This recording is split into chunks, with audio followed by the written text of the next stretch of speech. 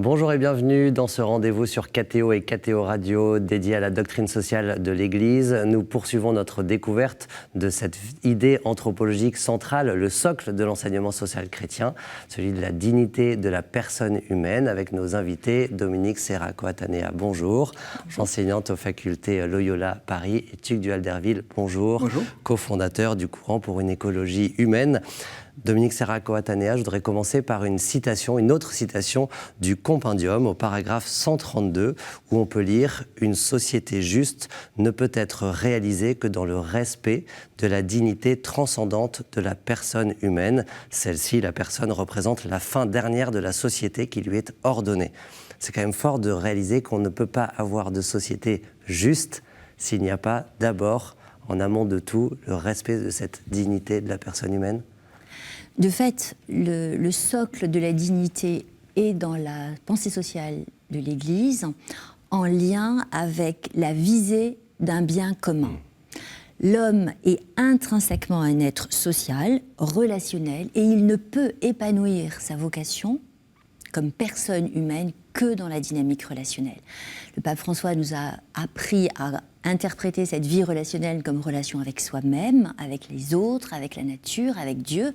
Donc une amplitude de cette vocation.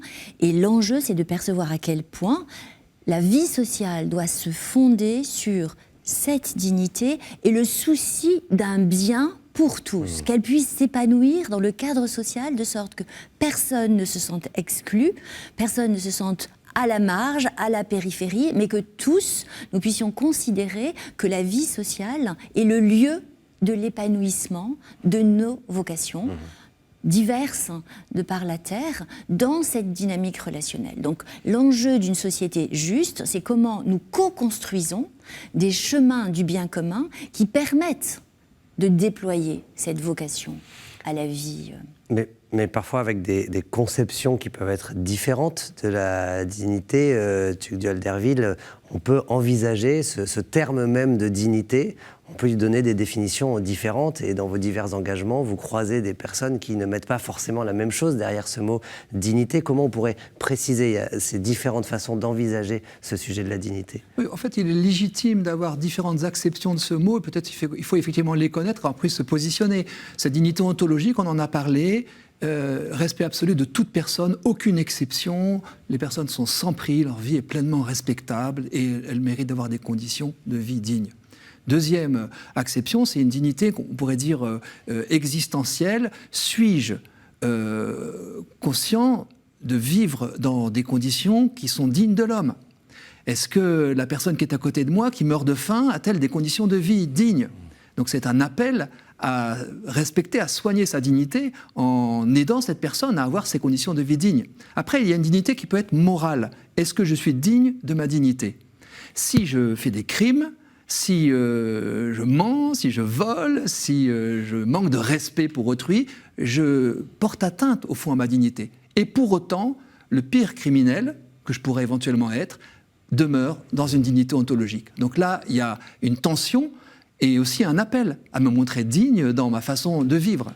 Et puis enfin, il y a cette dignité sociale qui peut établir des murs entre les gens, des gens qui ont une dignité parce que telle ou telle fonction, et d'autres seront considérés comme indignes. Je vais me battre contre ces discriminations, tout en ayant conscience que je fais parfois des murs entre des personnes et moi, et que je chosifie des personnes. Alors c'est sur cette dignité existentielle qu'il y a des conflits, avec ceux qui estiment que je pense que c'était par exemple Henri Caillavet, le fondateur de l'Association pour mourir dans la dignité, qui estimait qu'une personne pouvait considérer ne plus avoir de dignité et donc pouvoir obtenir la mort n'ayant plus de dignité. En fait, il parlait de conditions de vie, ultimement, qui peuvent être effectivement nécessiter de l'aide, de l'accompagnement. Mais lui, il estimait que je suis, disait-il, maître de ma dignité. Il récusait donc cette notion d'une dignité ontologique. Mais je pense à André Comte-Sponville, par exemple, qui est pourtant un adhérent de cette association et qui a fini par dire « on ne peut pas prétendre qu'une personne perd sa dignité. Sinon, on va rejeter les personnes porteuses de handicap, les personnes dépendantes. » Et donc, il disait c'est une question de liberté. Il avait une autre acception de cette revendication, parce que à partir du moment où on refuse la dignité à quelqu'un, voire à soi-même, eh bien, on crée des catégories d'hommes qui sont méprisés, qui se méprisent ou qui sont méprisés. Et ça, c'est vraiment l'immense danger. L'immense danger, c'est de faire des exceptions dans cette dignité humaine. Et on voit bien avec beaucoup de débats de société l'enjeu de rappeler cette dignité ontologique. Dominique Serracco-Atanea, on est dans une société, dans un monde où il faut rappeler cette dignité. Je pense par exemple au monde aussi du médico-social, où on voit la machine aussi qui prend de plus en plus de place. Le pape François a parlé du paradigme technocratique. Voilà, c'est important aujourd'hui, comme chrétien et en dialogue avec les autres personnes qui partagent cette vision de la personne humaine, de rappeler pour que chaque chose reste à sa place et au service du bien commun que vous rappeliez tout à l'heure. Alors, de fait, bien positionner la conviction que certains peuvent avoir à un moment donné de leur existence le sentiment de perdre leur dignité ou de l'indignité de leurs conditions d'existence. Mais il n'est pas tout à fait de le même ordre de parler du sentiment que je peux ressentir, et parfois de manière tout à fait justifiée. Je pense à un autre ami qui travaille dans une association qui s'appelle le Réseau Éco-Habitat, qui travaille à la reconfiguration des bâtiments, des maisons qui sont totalement insalubres. Et de montrer à quel point, en travaillant sur l'habitat, pour passer de conditions d'existence totalement indignes, et de fait, là on peut le dire, qui sont des conditions de vie qui ne permettent pas d'accueillir ses amis, qui ne permettent pas de vivre de manière digne, en tout cas dans un habitat qui est totalement délabré, retrouver un habitat grâce au travail à la fois de l'association, à la fois aux fonds qui sont par le ministère de l'Habitat, qui sont déployés pour les foyers les plus pauvres, de sorte qu'ils puissent accéder à des aides publiques. Le travail, qui est un travail très concret de réhabilitation de l'habitat, redonne souffle au sentiment de dignité. Je me sens tout à coup capable d'accueillir des amis, d'aller chercher les enfants à l'école, de vivre une vie sociale, relationnelle, qui redevient riche, porteuse de joie. Ce qui était perdu lorsque les conditions d'existence conduisent à petit perdre confiance dans le fait que je suis digne, aussi digne que mon voisin, même si mes conditions financières sont très dégradées. Je souligne votre expression de redonner souffle au sentiment sentiment de dignité, parce qu'on peut avoir le sentiment de l'avoir perdu, mais peut-être faut-il préciser que justement, avec tout ce que vous nous partagez, personne ne perd jamais sa dignité. Parfois, on entend, ils ont perdu leur dignité. Exactement. C'est bien la distinction entre cette dignité ontologique, je l'ai dit, intrinsèque. Intrinsèque, ça veut dire qu'elle est liée à la personne humaine. Inaliénable, personne ne peut la nier ni à soi-même ni aux autres. Et ça crée, dans la dynamique qu'on vient de souligner, d'image et de ressemblance de Dieu. Donc, cette dignité-là s'affirme. Et je l'ai dit tout à l'heure, notamment dans la Déclaration universelle des droits humains, et donc l'Église participe de ce mouvement plus général, Tugdual le soulignait, de prise de conscience d'une société qui lutte contre les conditions indignes. Le travail du Secours catholique en ce moment, c'est sur les conditions pour une alimentation juste et digne. Les dignes prix de notre alimentation. Donc vous voyez, je crois que dans toutes les sphères de la vie sociale, prendre la mesure que cet appel à des conditions plus dignes, sortir de conditions moins dignes, qui ne sont pas respectueuses, tout simplement pas respectueuses du déploiement de la vocation de chaque personne humaine dans son déploiement relationnel.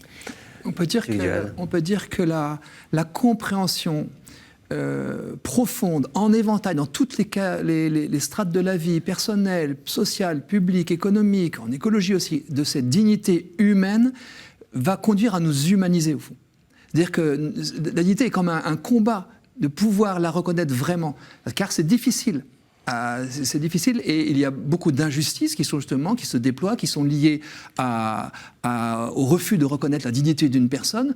Et à l'inverse, énormément de progrès dans la prise en compte de situations d'indignité qu'on n'avait pas encore perçues et sur lesquelles on travaille pour que les personnes, effectivement, aient cette conscience et soient consolées, soutenues et puissent avoir des conditions de vie dignes de leur dignité. On comprend, c'est une conversion, une conquête, un appel. Et effectivement, il y a des sujets sur lesquels on prend conscience davantage d'un certain nombre de sujets, de cette égale dignité de toute personne. Et ça me fait penser, par exemple, à un sujet important important, qui est celui de l'égale dignité de l'homme et de la femme. Par exemple, je cite aussi cette phrase, « L'homme et la femme ont la même dignité et sont d'égale valeur, non seulement parce que tous les deux, dans leur diversité, sont à l'image de Dieu, mais plus profondément encore parce que le dynamisme de réciprocité qui anime le nous du couple humain est image de Dieu. » C'est une conséquence directe de cette conception de la dignité de la personne humaine, c'est l'égalité entre les hommes et les femmes. Dominique Serraco-Attanea. Il me semble que c'est tellement majeur de poser que toute personne humaine porte de manière intrinsèque une dignité inaliénable et sacrée, et de le dire, et de manière éminente, évidemment, pour les femmes qui ont pendant très longtemps été considérées comme une seconde catégorie, une sous-catégorie. Donc, redonner toute la plénitude de l'égalité me semble effectivement la base à partir de laquelle, ou plutôt la base sans laquelle, une société ne peut pas espérer donner on pourrait dire un socle ajusté du bien commun. À la dynamique sociale. Exactement. Il y a un autre domaine aussi qui appelle une vigilance, c'est le corps humain. Car je suis mon corps. Et donc là, je suis appelé à le traiter à la hauteur de la dignité dont il est estampillé depuis ma conception. Et là aussi, il y a des enjeux complexes. Est-ce que mon corps est un objet que je peux manipuler? Non, en France, on reconnaît l'inaliénabilité du corps humain. Ouais. Il ne peut pas se vendre, ni par morceaux, ni en entier, parce que justement, la France défend cette dignité de la personne, en tout cas dans ce domaine. Et Tuc Duhalderville, et notamment les téléspectateurs de KTO vous connaissent aussi pour ça, parce que vous avez animé une chronique sur votre lien et votre amour pour les animaux. Mais alors finalement, ça vient aussi poser par exemple cette question de la dignité de la personne humaine par rapport à la dignité animale ou la réalité végétale. Comment appréhender ce sujet? Si vous lisez Laudato Si, vous voyez que le pape François utilise à 25 reprises le mot dignité pour l'être humain. Mais il précise que c'est en raison de sa dignité humaine qu'il est proscrit d'exercer une cruauté gratuitement vis-à-vis de telle ou telle créature. Et donc c'est assez important de continuer à maintenir que c'est une spécificité humaine, la dignité. Voilà. Le reste de la création est magnifique et mérite d'être respecté, protégé, etc. Mais c'est une exception humaine et il y a un travail à faire peut-être pour réaliser à quel point, du fait de notre liberté, du fait de notre conscience, du fait de notre sacralité, eh bien, il y a une spécificité de l'homme qui, justement, est cette dignité. Et qui, du coup, est invité à prendre soin de cette création qui nous est confiée. Merci beaucoup à tous les deux. Dominique Serraco-Attanea, enseignante aux facultés Loyola Paris et Tuc Duhalderville, de nous avoir éclairés. On se retrouve pour une prochaine émission pour continuer d'éclairer ce thème. Et puis, je renvoie, bien sûr, au site de ktotv.com et ktoradio.com pour réécouter et partager cette émission et toutes les autres. À bientôt.